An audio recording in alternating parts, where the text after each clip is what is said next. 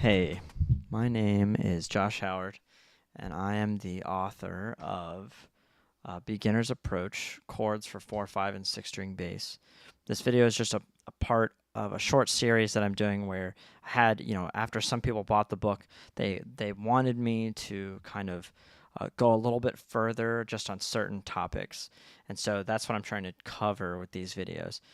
If you like them, or if you have more questions, comment below or send me a private message or something. I'd love to help you out in any way I can. This video is actually going to be about other types of chords, so like slash chords and rootless voicings and things like that.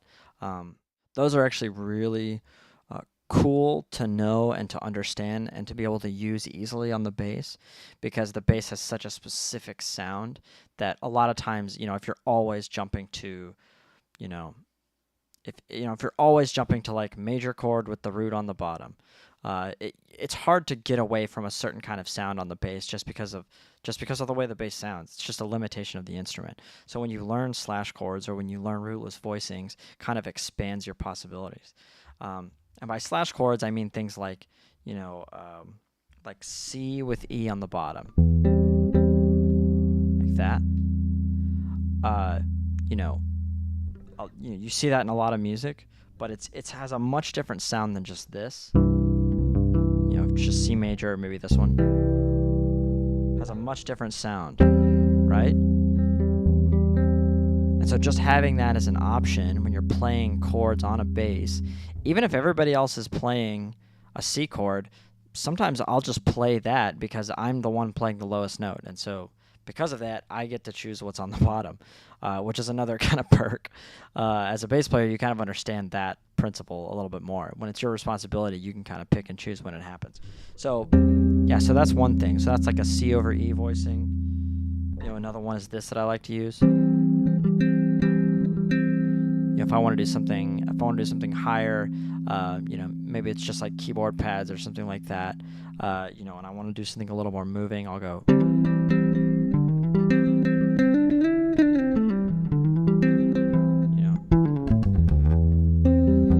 Maybe I'll do, I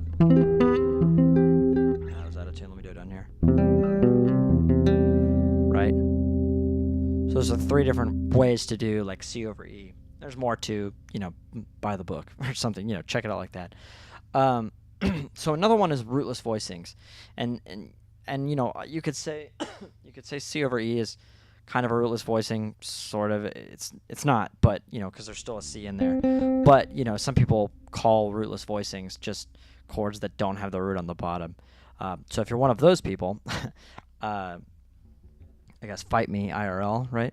But rootless voicings are another way to add to not just do this, but to like add color to this concept.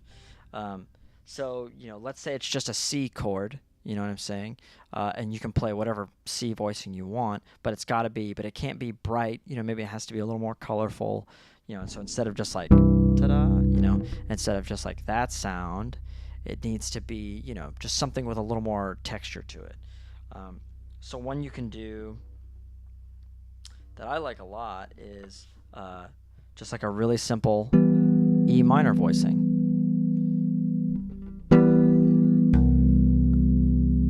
It's really simple. And this voicing is just like in E minor, it's just 1 flat 3 5.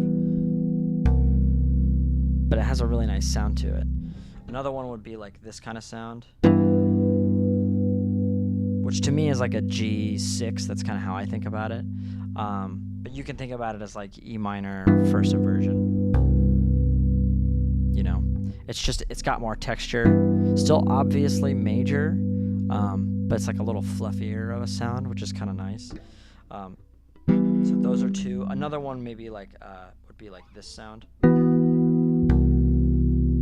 So this would be like C, sharp 11, C major 7 sharp 11. I'm playing basically like an E2 chord. I'm going like 1 5 9. It's a lot of tune, but you get it. 1 5 9. Right? So that's kind of, that's just another texture, another way to play a major chord. And it's nice to have those kind of in your back pocket, when you're trying to evoke a certain feeling or emotion in a specific part of the song.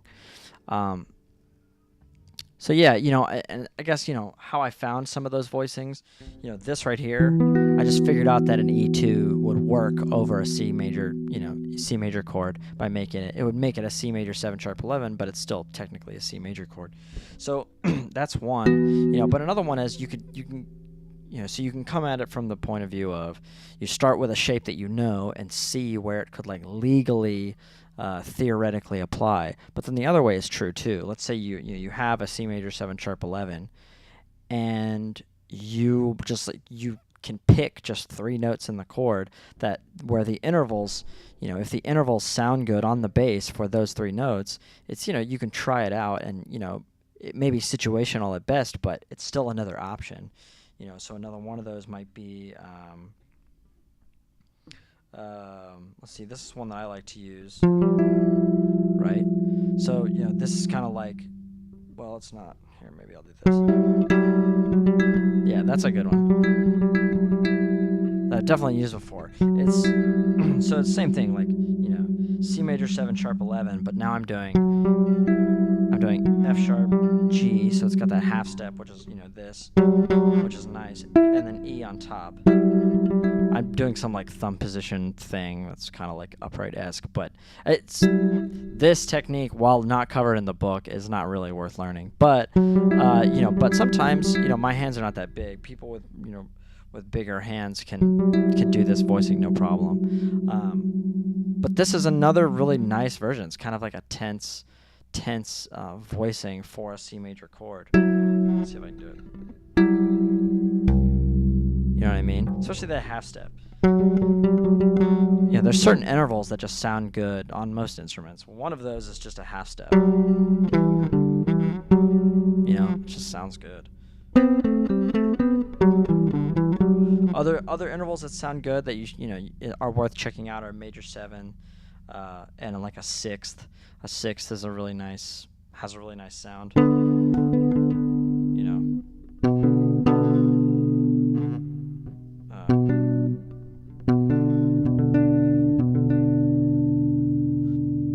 Also, minor thirds and ninths are nice too. Yeah, so I think when you're trying to find your own rootless voicings, the things to consider are, does it like technically work over the chord? But also, more importantly, to make it sound good on the bass, you got to think about intervals that are interesting. And depending on where you play on the neck is going to change which intervals you use. I don't use a lot of half steps when I'm down this low, Probably because my hands can barely do it. But also, if I want that sound, I'm going to do like that. You know what I'm saying? So instead of just the half step, instead of just this, I'm going to drop one of those notes an octave down. It's got the same rub, which is what I want, when I'm looking for that. Anyway, so that's the bottom line, is that intervals are really important.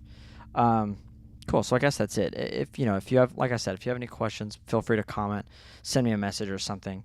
Let me know what you thought. Thanks.